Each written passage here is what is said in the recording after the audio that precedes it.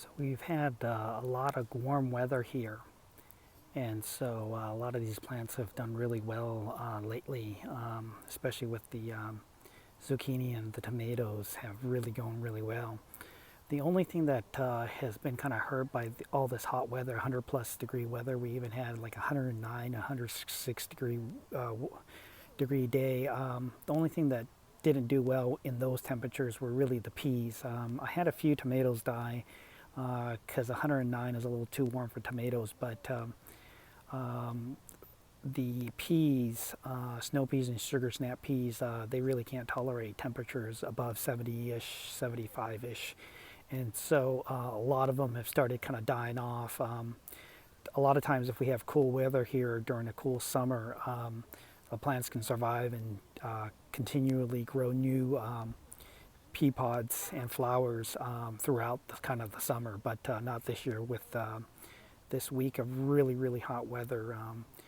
It really didn't survive some of those things. And so what I'm probably going to do is I'll take the peas that are kind of dying off, I'll probably pick them to tomorrow or the day after at the latest, and then chop them down and use the containers for other things that I need.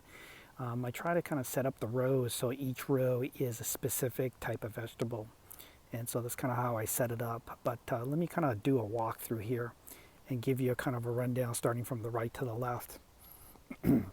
So over here on this side here, just got some miscellaneous things, but over here on the far right, using this sign, I planted the pumpkins, kind of spaced them out 30 days apart. I'm hoping that they'll be ready the 1st of October, and I hope that the rest will be ready about the 3rd week in October. So that's kind of the plan. So I did some succession growing on the pumpkins, large pumpkins and regular sized pumpkins.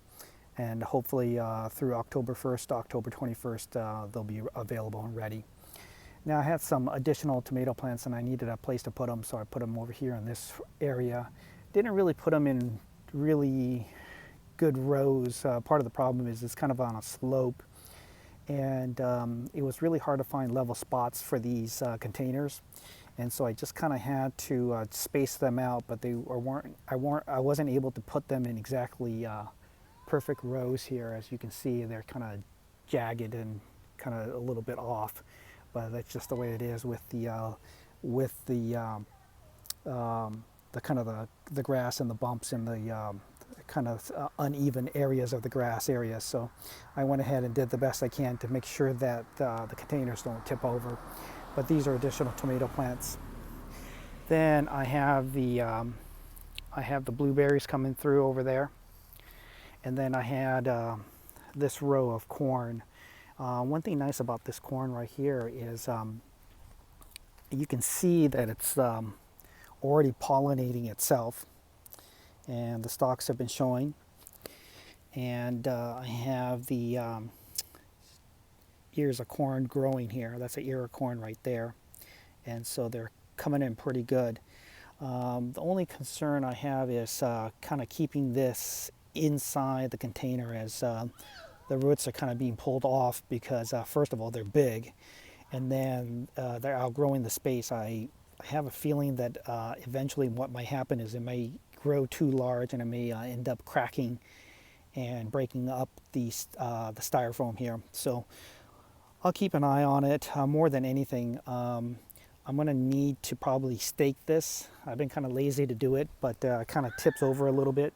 So I'm probably going to come through here tomorrow or sometime no later than probably through this weekend here within the next 2 or 3 days. I'll just come through here with a bunch of stakes and just stake them up. It does take a little bit of time because I got to take each corn plant and stake them up. So I'll go ahead and do that. Here's another pumpkin plant. Basically the plan here was to put all the pumpkin containers in a row, and they'll just go along this edge of this pavement area. Now this is a corn that I started a while back. For whatever reason, it actually didn't grow as quickly as the corn over there, but it's still doing pretty good. It's all pollinating itself, And these are the ears of corn that are showing up. They're fairly small right now. It's hard to tell, but they're all coming in there. Now this is the one of the first sets of cabbage. I did already take a couple, but this is another set of cabbage here that's growing, doing pretty well. I'm probably going to go ahead when I'm not so busy on the weekend, wait till probably middle of the week next week, and I'll go ahead and pick that up and make some coleslaw and make some salad. Now here's some additional pepper plants. I have them sitting in the K-cups with perlite, with water solution inside there.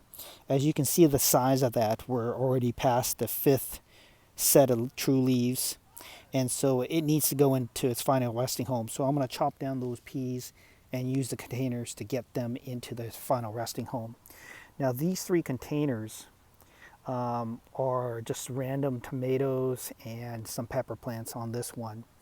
But as you can see the size of these, they are more than ready to get replanted. And so I really need to take care of this sometime over this weekend or next week at the latest. Now take a look at these tomatoes. This is a seed starting tray. And look how tall those tomatoes are bunched up. They are about 1.5 feet, which is just way too tall for this container. And I definitely do need to go ahead and get them transplanted into its final resting home. So that's something I'll have to take care of this weekend or early next week at the latest. What I'll more than likely do is take these larger tomatoes and I'll just set them up into these containers that are on the edge of the road here. I'm not even sure if it's legal for me to be putting containers and items on the side of the road. I am within 1 foot of the curb, and so I'm hoping I don't get a notice from the city saying, hey, what are you doing with stuff in the middle of the street? Now, in this second row here, I went ahead, actually the second and third row both here, I went ahead and put the pepper plants. I have jalapenos, I have some poblanos, and I have some sweet peppers, sweet mini peppers. Now, moving further along in the back here is the pear tree. And I'll be honest, I've been having a little bit of problems with this pear tree over the last couple weeks. As you already know, I had a couple orange spots on here. I did spray it the other day and I noticed that a couple of the leaves either died off or the orange spot disappeared. But taking a look at this particular leaf, you see that there? That's the orange spot that's on the leaf there. And unfortunately, I had not only orange spot on the leaf, but I also had that dreaded black leaf spots that were coming through here. And so as soon as I saw this, I immediately went ahead and I sprayed down the tree with neem oil. And I did use that Southern AG Triple Action Neem Oil because not only is it neem oil, but it's also a fungicide spray and insecticide spray. It's a 3-in-1, and it definitely needed it because of the current situation that I'm at with this pear tree. It's a healthy pear tree. It's over 7 feet tall now, but the problem is if I'm constantly getting either aphids on the leaves, which I've sprayed or rubbed off and killed, or there's been some sort of different fungus that's probably either blown through here through the wind, or the insects are carrying it and then they chew on the leaves and they kind of pass on the fungus and the diseases onto the leaves. And I'll tell you, the pear leaves are more susceptible to the fungus and the diseases, more so than my dwarf apple tree. And so what I'm basically going to need to do is really monitor this on a really consistent basis. And anytime I see a problem, I'm going to need to spray it immediately because it definitely, it just kind of passes from leaf to leaf, from branch to branch if I don't stay on top of it. So I hate to spray all the time with neem oil, but it may be a situation where I'm probably going to have to spray at least once a week. And I'm kind of getting into the feeling like maybe spraying after I see a leaf problem may not be the best situation. Maybe I'm just going to have to spray every 5 to 7 days before anything shows up, just to deter it from showing up. Now in these back rows here are my mini tomato plants. I have the cherry tomatoes, the Tiny Tims, and something called Sweet 100s or something. I can't quite remember what I bought. Well, I'll look it up and put it in the tab below. But basically, these are my tomato plants that are basically the cherry tomatoes and the Tiny Tim tomatoes. Basically, you know, the snacking tomatoes. And so this row is the tomatoes area. So let me kind of go through here, step back, and let me show you exactly what's going on here. So the from the right side on that second and third row are basically my pepper plants. And then there is the pear tree for reference. In this third row, I have all these tomatoes. And if you take a look at the height of this tomatoes here, they're getting pretty tall. They're basically already flowering. Most of them are flowering. And I'm going to be getting a lot of tomatoes. But on top of that, the thing that I got to keep an eye on is tomatoes are real heavy feeders. So not only do they need to be watered quite a bit, but on top of that, they suck a lot of nutrients, especially needing calcium, magnesium. And so I did a video earlier about the CalMag in order to deter and make sure that we don't get blossom end rot on the end of our tomatoes. And when there's a bunch of tomatoes forming onto these plants, they suck up a lot of nutrients, and they're not able to get enough calcium, magnesium, and you kind of need to hit it with extra dose of that. And so in my water solution, starting next week, I'm going to go ahead and add something like 25 milliliters of CalMag solution for every 5 gallon of solution that I go ahead and put into these buckets. Now here are my Meyer lemon trees, my dwarf ones. You can see all the new growth growing onto here. And so we got a lot of new leaves emerging, which is a really good sign. And the foliage is looking great. This one here, as you can see, there's not as much foliage because it's taking its energy and trying to go ahead and trying to ripen the lemons that are on here. And so here are the lemons on this Meyer lemon tree. And so it's not growing as much foliage on here as the other ones. But as you can see that the leaves on here, I got new sets of leaves coming through here all over, which is a really great sign. And so I got a lot of leaves coming through here, which is great to see. And so I'll have additional growth coming through here. Now, after these row of tomatoes, I have so many pepper plants that I had to go through here and make another row of pepper plants. Not only did I grow, last year I grew poblanos and jalapenos. But this year I grew a lot of green peppers, red peppers, yellow peppers, and I also grew a lot of sweet mini peppers. And I wanted to grow a lot of those because I love snacking on those. And as you can see from this previous row here, the tomatoes are going in good. Now in this back row, where it gets the early morning sunshine, you can actually see tomatoes actually forming on here. It's a little bit dark.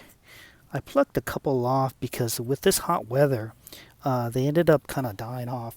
Here, let me turn on the light for you. I'm sorry, guys. So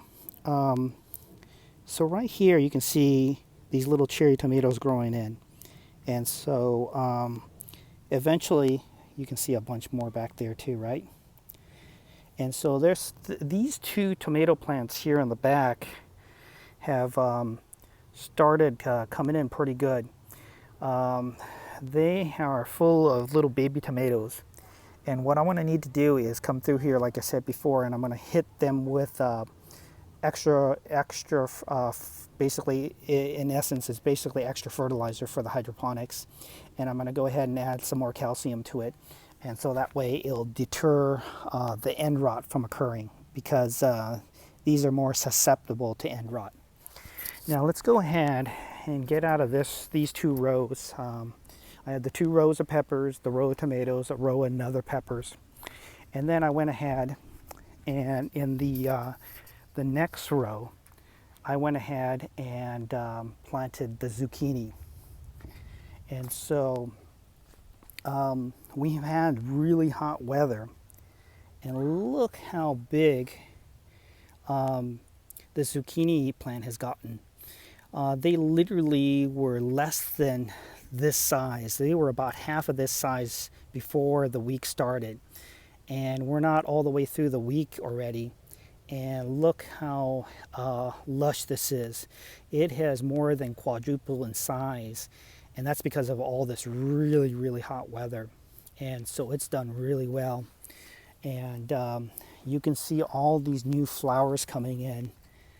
And I'm going to have a lot of zucchini here real soon.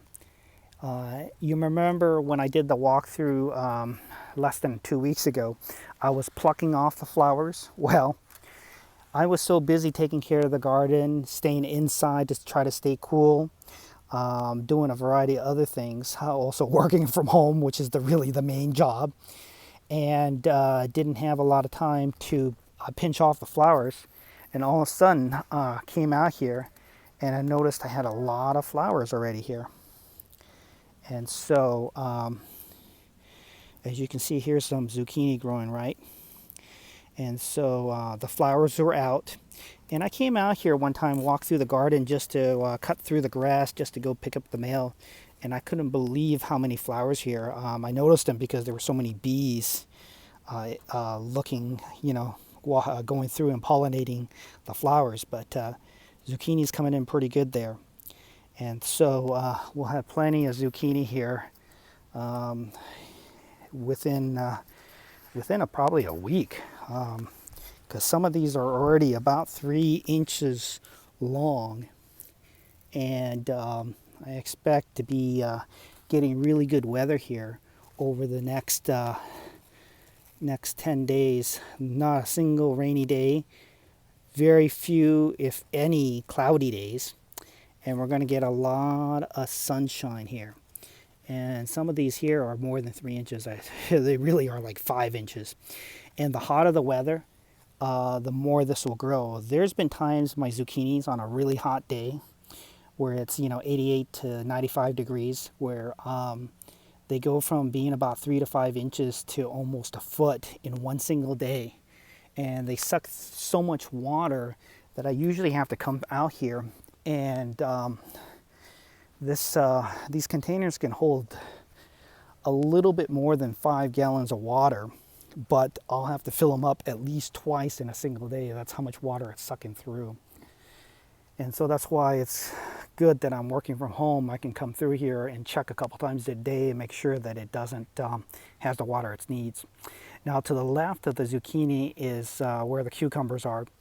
And I do have more cucumber plants. I have probably 50 more to go, but definitely did not grow as much cucumbers or start any cucumber plants like I did last year. Last year had too many, and no matter how many cucumbers I gave away, I wasted hundreds and hundreds of cucumbers. And I even canned I probably canned about 75 cans of pickles and gave them away to neighbors, friends, family, my brother, my parents. And even then I had just had way too many cucumbers, so I decided, hey, I better not overdo it this year. But look at all the flowers that are here on this cucumber plant. They're just all coming in, little tiny baby cucumbers, and they're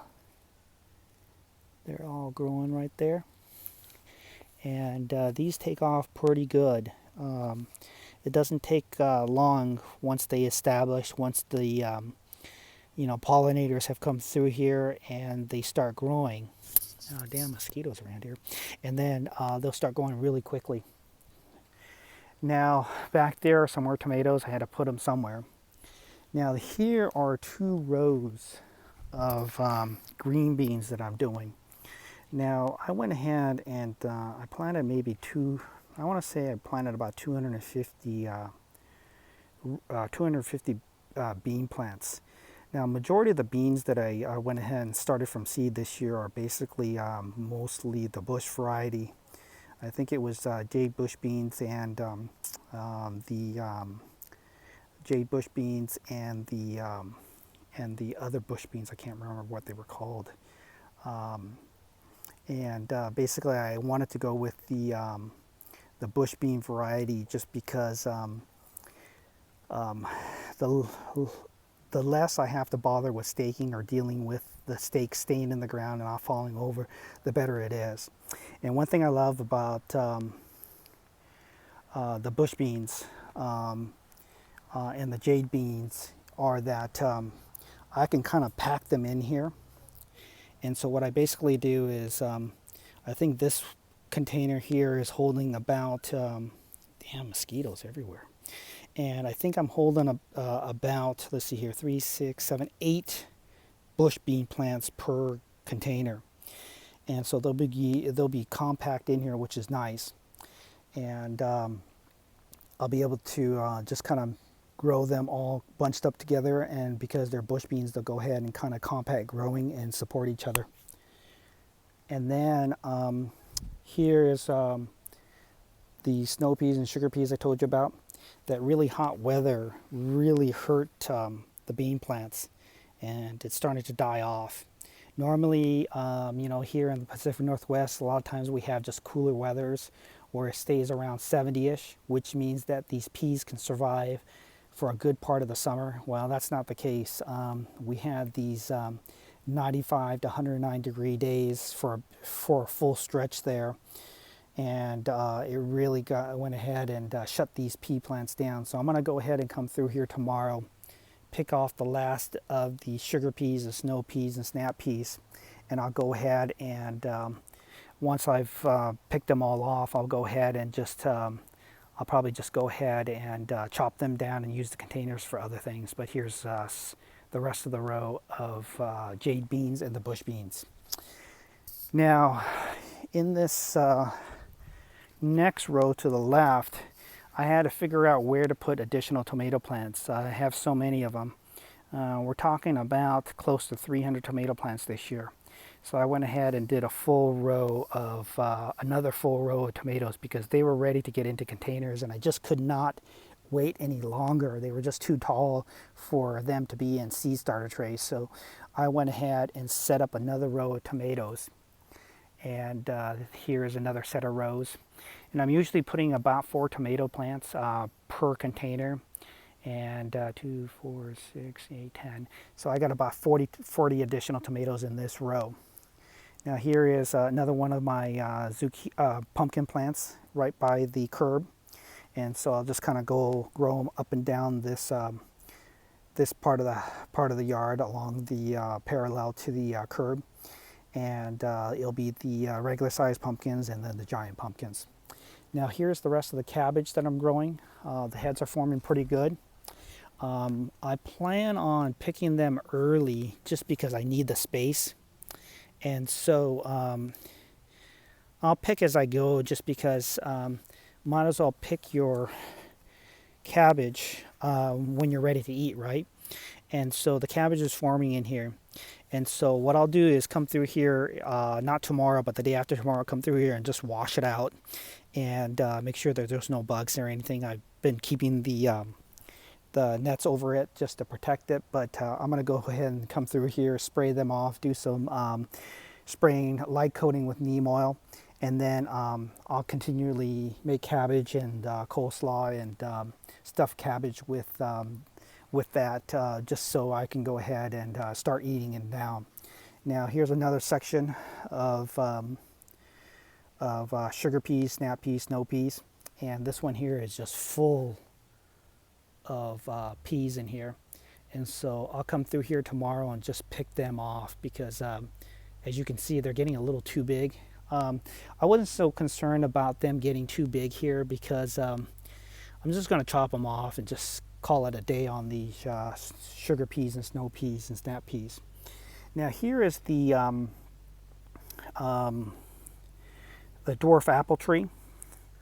It's done really well this year. It's grown quite a bit. It actually It didn't grow as much as the pear tree did, but this is a dwarf one. The pear tree I have is actually not a dwarf pear tree. It's a semi-dwarf, so it's gonna get, I think my pear tree is gonna get somewhere between 9 to 12 feet. 12 feet is a little tall. 9 feet, if it stays around 9 feet, that's manageable for me, because I'm not sure how I'm gonna pick pears off the tree if they're up there at 12 feet, but hopefully it stays around 9, 10 feet, then I'll be good to go. This apple tree is doing really good. As you already know before, I've had some kind of aphid problems and some bug problems on here. But new foliage is coming through, as you can see. And so got new leaf growth going there. I do spray it with neem oil, but not nearly as much as the pear tree.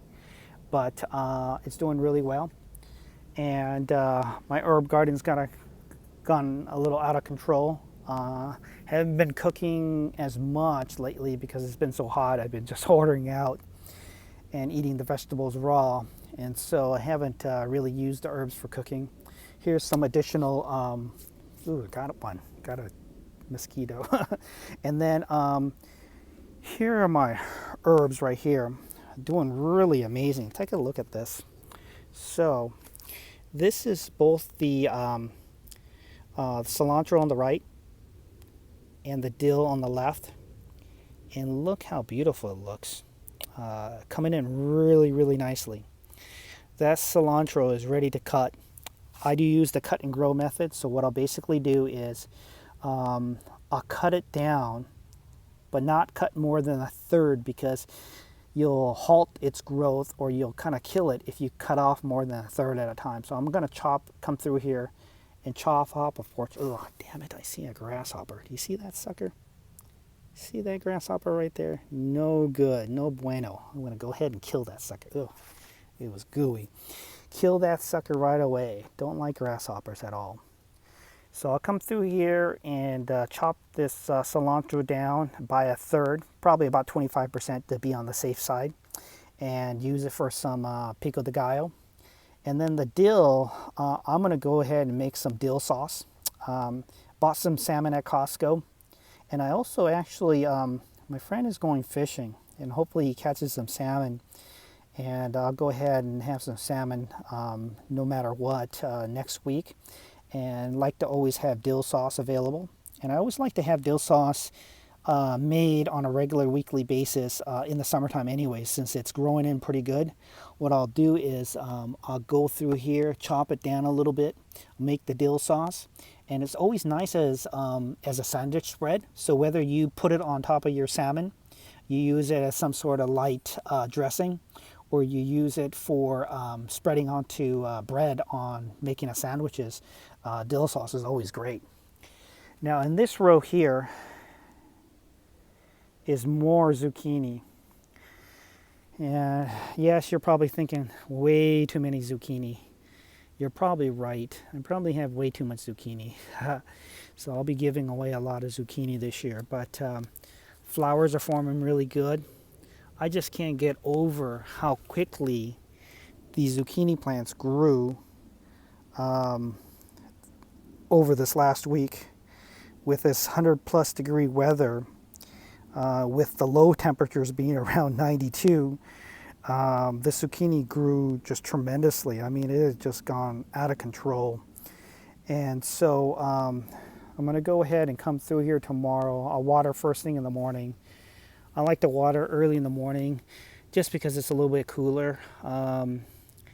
It gets so hot right now, between 91 and 95 these days, that I'd rather just get up early in the morning, take care of all the gardening stuff before it gets too warm. Got the little zucchini forming. And for some of you who don't know, you see that little zucchini forming? Well, the flower hasn't opened up yet. So what's going to happen is, once the flower opens, if it does not get pollinated by the bees, that little zucchini will actually end up dying off and killing itself. And so that's why pollinators are very important. And when it gets too hot, you'll see far fewer bees in the area, which is not good, right? And so it's really important for the temperatures not to be excruciatingly hot, so that way you get the pollinators coming through here. Now inside the bags here, I have my eggplant. And this one was started 2 weeks later. And take a look at that eggplant right there. They are really, really big. Now, my neighbor had asked me, and also my Uncle Dale had asked me for some eggplant. And neither one, oops, there's a bug here, let me kill it. For whatever reason, haven't heard from any of them. Neither of those two. And so, oh, damn mosquito. And so I need to go ahead and figure out where the heck those two people are so I can go ahead and get rid of these eggplants for them. They're way overdue to get back into the resting home. The two people who wanted the eggplants are actually, going to put them in their raised garden beds. So they need to go ahead and get transplanted into its final resting home. Now here's some additional peppers. I think these are yellow peppers. And these ones here, don't worry about the tomato plant. But the rest of these pepper plants, I'm sorry here, these two here on the left are eggplant, or actually these three are eggplants. Those two peppers are orange peppers, orange colored bell peppers, and then this is one single tomato. And then here's some additional more cucumbers. Not like I need any more, but I got them coming in. And then these ones here who aren't really growing very fast. These are actually the sweet mini peppers for snacking. And so looking forward to having those. And then here's some more additional peppers and miscellaneous. Take a look at this plant. It was in the full sun when it was 109 degrees. And it feels like, looks like the leaves is kind of almost singed off or burned off because it was so friggin' hot this past week. And the ones that, only the plants that really liked it that hot were really the zucchini and the corn really enjoyed it. Some of these other things, some of the tomatoes actually kind of struggled when it was above 105 degrees those 3 days. And the peppers and plants always do all right on really hot weather. And then here's some additional more plants. And don't worry, I don't have any more seed starting trays other than the ones that were started about a couple weeks, 2 to 4 weeks ago. Just have too many as it is. So here on top of this card, let me kind of show you what's going on. Oh, before that, here is my favorite spot, of course, for the basil. Now this is the same one I grew last year, which is the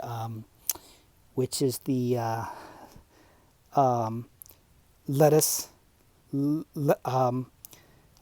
basil lettuce, and or I'm sorry, I think it's called lettuce leaf basil is what it's called, and I love it because the leaves are not as strong tasting as like the Genovese basil, which I do like. But I use the Genovese basil for mostly things like making my base for my sauce, or when I make my scratch pesto sauce. And then some of it I'll can, right? I use the Genovese basil for that. But for like lettuce wraps, I use the lettuce leaf basil. I love the lettuce leaf basil because the leaves will get about the size of my hand. We'll rinse it really good, turn it over, and I'll use either shredded mozzarella or shredded provolone, half a slice of salami, half a slice of tomato, and a light drizzle either balsamic vinegar, oil and vinegar, or that creamy vinaigrette dressing, and use that as kind of my morning breakfast. Now here's some additional seed starting trays. These are the last of it. Not going to start anymore. And have some beans. I have the Tiny Tim tomatoes there. I have some more eggplant that were leftover seeds. You can see the beans kind of are a little bit yellow there. I kind of overwatered because it was so hot and I was kind of busy with a lot of video conference calls and people calling in for work, that I went ahead and filled this whole thing up with water just so that way it wasn't going to dry out. And in turn, it kind of made the leaves a little bit yellow. That's what happens when you overwater some of your items. Now, check a look at this eggplant, right? Those stems are getting pretty thick. it really needs to go into a final resting home. But unfortunately, the neighbor who asked for eggplant and then my Uncle Dale, they have disappeared on me, and I have no idea where they went. And so they need to come by and pick up their eggplants. I really don't have a lot of space left in the yard here. So, well, anyways, here's some additional tomatoes. I grew some extras this year just to give away, but everybody who wanted tomato plants have already gotten them from me. And so I have quite a few tomato plants left to go ahead and figure out where to put them. So that's currently right now what's going on here in the yard. I have additional lettuce here. I'm a little bit sick and tired of eating salad now. I've been eating so much salad for either breakfast or for lunchtime that I'm kind of all saladed out. And so I'm glad that I went ahead and dug up the container of salad that I had in that Home Depot bucket, because I've realized I don't need any more salad, and so I'm going to kind of start chopping them down and then using the container for something else. Here is the oregano. It's been so hot, it's actually started flowering this early, and so the oregano here has flowers showing. You can still take these leaves that are down below here and strip them off and use them for like tea, which is what I like to do. And here's some more sugar snap peas and snow peas, and I'll come through here in a couple days and pluck those off. And so that currently right now is kind of the walkthrough of the garden, and so that is it. And so that is a brief overview of what's going on here in the garden. Hopefully you guys enjoy that. And what I'll do is I'll come through here. I was coming through here just once every 2 weeks to do kind of a walkthrough, but with these plants growing so quickly, I might actually do a walkthrough maybe once a week and kind of give you an update of what's going on. We're kind of getting into that mode now where I'm going to start getting a lot of vegetables coming through here that are ready to pick at some point here in the next couple weeks. And then once that starts, it's going to be a never-ending process where twice a day I'll be coming through here to pick the vegetables. So I'll be giving away a lot, but I'll be eating a lot. Basically, my breakfast, lunch, and dinner will be full of some sort of vegetable-related stir fry, or eating it raw, or eating it in salad, or making some zucchini bread. And so I'll be having a lot to eat here within the next couple weeks. And so that's kind of a brief overview of the walkthrough here of this week, and I'll be in touch shortly again soon. Thanks and have a great day.